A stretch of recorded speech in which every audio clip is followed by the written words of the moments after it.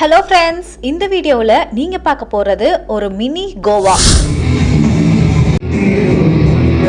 And உலகத்திலேயே கடல் வழியா சூரியனோட உதயமும் சூரியனோட அஸ்தமானமும் ஒரே இடத்துல இருந்து பார்க்கக்கூடிய ஒரு அழகான இடம். பயவுள்ள நம்மள காலையில் இங்கே வர வேண்டியவன் இங்கே வந்து நம்மளை ஏமாத்திட்டான். அப்புறம் கேரளாவில் இருக்கக்கூடிய மிகப்பெரிய சிவன் ஸ்டாச்சு.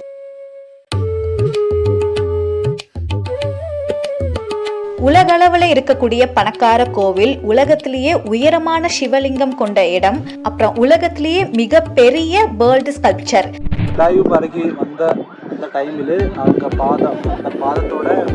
இப்படி வேர்ல்டு வைட்ல பிரபலமா இருக்கக்கூடிய பல அற்புதமான இடங்களை தான் நாங்க இந்த 5 டேஸ்ல கவர் பண்ணோம். அந்த இடம்லாம் என்னென்ன அப்படிங்கறத தான் இந்த வீடியோல நம்ம ஃபுல்லா பார்க்க போறோம். நான் சொன்ன இந்த இடங்கள் எல்லாம் மேற்கு கடற்கரை நகரங்கள்ல தான் அமைஞ்சிருக்கு. ஸோ இந்த வீடியோவை கடைசி வரைக்கும் ஸ்கிப் பண்ணாம பாருங்க. This is Hema and welcome to west coastal cities.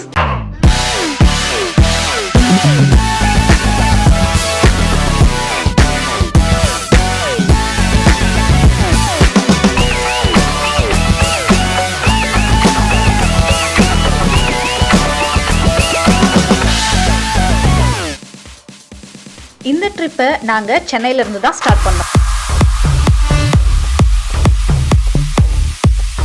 மொத்தம் நம்ம 12 பேர் வந்திருக்கோம் இந்த ட்ரிப்ல.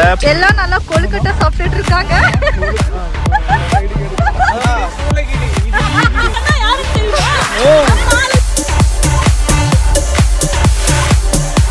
மக்களே, திண்டுக்கல் வந்து இறங்கிட்டோம்.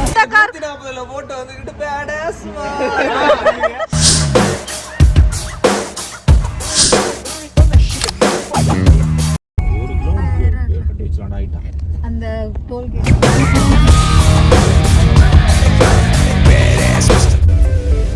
தமிழ்நாட்டோட ஏன் இந்தியாவோட தெற்கு முனைனே சொல்லலாம். டேல் ஆஃப் 3 சீஸ், அதாவது திருவேணி சமுத்திரம், Arabian sea, bay of Bengal and Indian ocean, இப்படி 3 கடலும் ஒன்னா சங்கமிக்கிற ரொம்பவே ஒரு அழகான ஊர் தான் நம்ம கன்னியாகுமரி.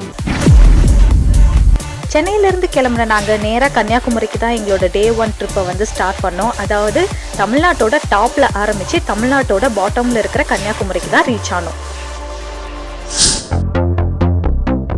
மக்களே, கன்னியாகுமரி ரீச் ஆகிட்டோம். கன்னியாகுமரி பிளான் பண்ணிங்கன்னா முன்னாடியே 5 மணிக்கு முன்னாடியே வந்து இடம் பிடிச்சிருங்க. வெயில், நிறையவே வெயில், நிறையவே காற்று என்னமா அடிக்குது, ஆளையே தள்ளுறாங்க.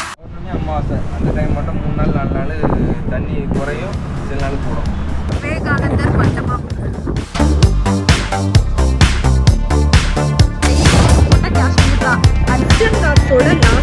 பாறையில் வந்து பழுப்பு நிறத்தில் ஒரு பாதம் அமைஞ்ச தடம் மாதிரி இருந்ததா சொல்றாங்க. உலகத்திலேயே கடல் வழியா சூரியனோட உதயமும் சூரியனோட அஸ்தமனமும் ஒரே இடத்துல இருந்து பார்க்கக்கூடிய பல பாப்புலரான இடங்கள்ல கன்னியாகுமரி ரொம்பவே சிறந்ததுதான். இங்க வர அழகான சன்ரைஸும் சன்செட்டும் பார்க்கறதுக்கு மக்கள் கூட்டம் கூட்டமா வருவாங்க.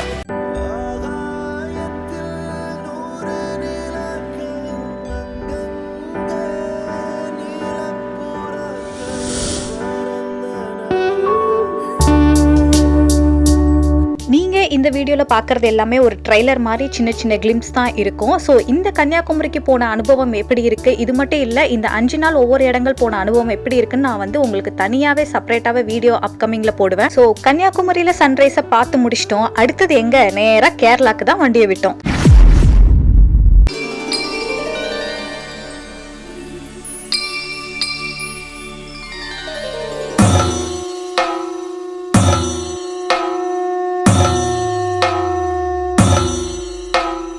கேரளாவில் திருவனந்தபுரம்ல கோவளம் அப்படிங்கிற ஊர்ல தான் பீச்சுக்கு முன்னாடியே ஒரு ஸ்டே எடுத்து நாங்கள் வந்து தங்கியிருந்தோம். இந்த டீட்டெயில் எல்லாமே உங்களுக்கு அப்கமிங் வீடியோஸில் வரும். ஸோ காலையிலே எல்லாருமே பார்த்தீங்கன்னா ரொம்பவே ட்ரெடிஷ்னலாக ரெடி ஆகி நேராக பார்த்தீங்கன்னா உலகத்திலேயே இருக்கக்கூடிய மிக பணக்கார கோயிலான ஸ்ரீ பத்மநாப சுவாமி கோயிலுக்கு தான் போனோம்.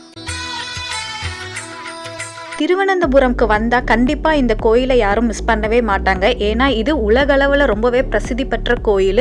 இந்த கோயிலுக்கான ரகசியங்கள்னு சொல்லப்படுற விஷயங்கள் பார்த்தீங்கன்னா நிறையவே இருக்குது.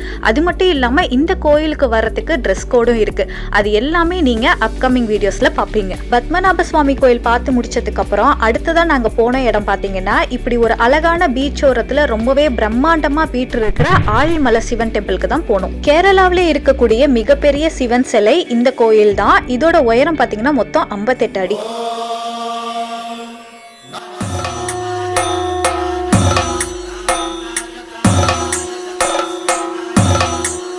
இந்த கோயில்லையும் சிவனோட தரிசனம் பார்த்து முடிச்சுட்டு அடுத்ததா நாங்க போன கோவில் தான். மக்களே, நம்ம பார்க்கறது உலகத்திலேயே ரொம்ப உயரமான சிவலிங்கம் இதுதான். உலகத்திலே இருக்கக்கூடிய சிவலிங்கம்ல இந்த கோயிலில் இருக்கிற சிவலிங்கம் தான் ரொம்பவே உயரம். இதோட மொத்த உயரம் பார்த்தீங்கன்னா 111 அடி. இது எங்கே இருக்குன்னு பார்த்தீங்கன்னா கோவளம்ல இருக்கக்கூடிய செங்கலுங்கிற இடத்துல மகேஸ்வரம் ஸ்ரீ சிவபார்வதி கோயில் அப்படிங்கிற பேரில் தான் இந்த கோவில் அமைஞ்சிருக்கு.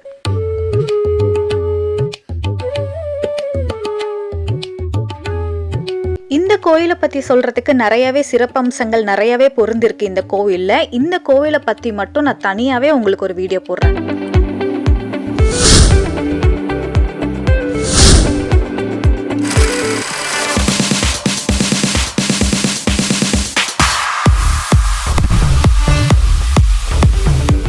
டே 2 ரொம்பவே பக்திமயமாக தான் போயிட்டு இருந்தது. போன இடம் எல்லாம் பார்த்தீங்கன்னா டே 2ல வந்து நாங்கள் கோயிலாக தான் போயிட்டு இருந்தோம். ஸோ திருவனந்தபுரம்ல கோயில்கள் எல்லாத்தையுமே பார்த்து ரசிச்சதுக்கு அப்புறம் டே 3 வேற எங்க நேராக பார்ட்டி ஏரியா வர்க்கலாக்கு தான் போனோம். திருவனந்தபுரம்ல இருந்து வர்க்கலா போற வழியோட அழகை சொல்றதுக்கு வார்த்தைகளே இல்லை. ஒரு பக்கம் பேக் வாட்டர், ஒரு பக்கம் கடல், நடுவுல ரோடுன்னு பார்க்கறதுக்கு ரொம்பவே அழகா இருந்தது.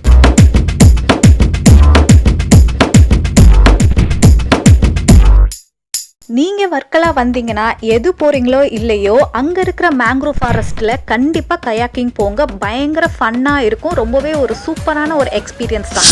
இனிய தமிழ் மக்களே, என் இனிய தமிழ் கேரள மக்களே,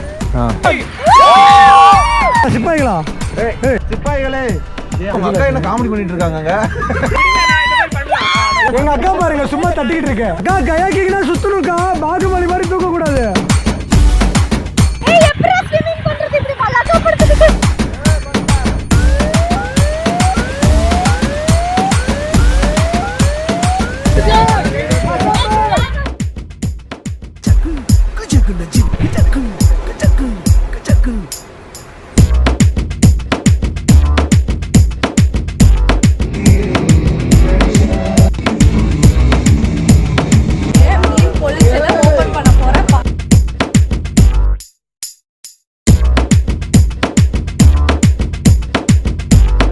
Happy birthday to you.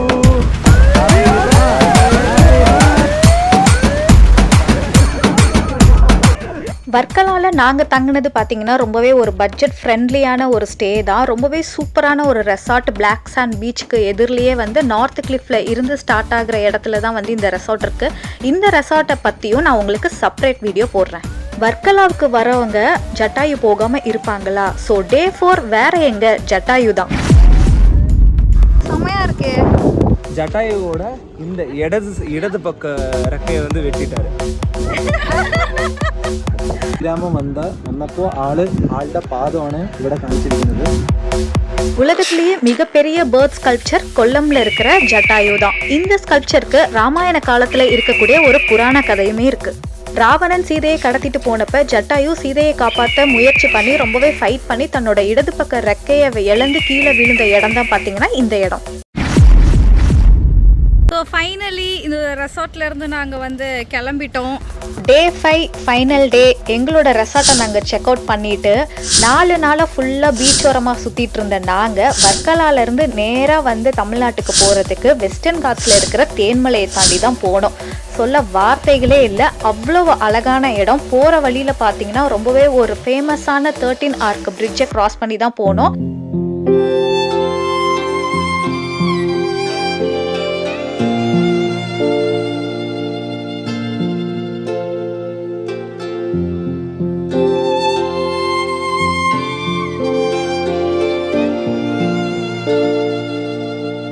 தேன்மலையை தாண்டி தென்காசிக்கு வந்துட்டோம். தென்காசி வந்துட்டா முக்கியமாக நாங்கள் போக வேண்டிய இடம் என்ன? பார்டர் பரோட்டா கடை தான். ஸோ அங்கே போய் பரோட்டா சிக்கனில் ஒரு வெட்டிட்டு கிளம்பிட்டோம்.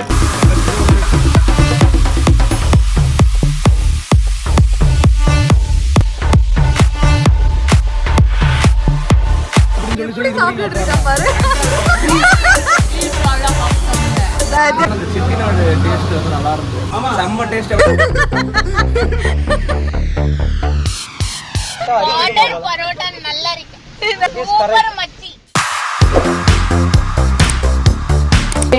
லைக் பண்ணுங்க, ஷேர் பண்ணுங்க, சப்ஸ்கிரைப் பண்ணுங்க.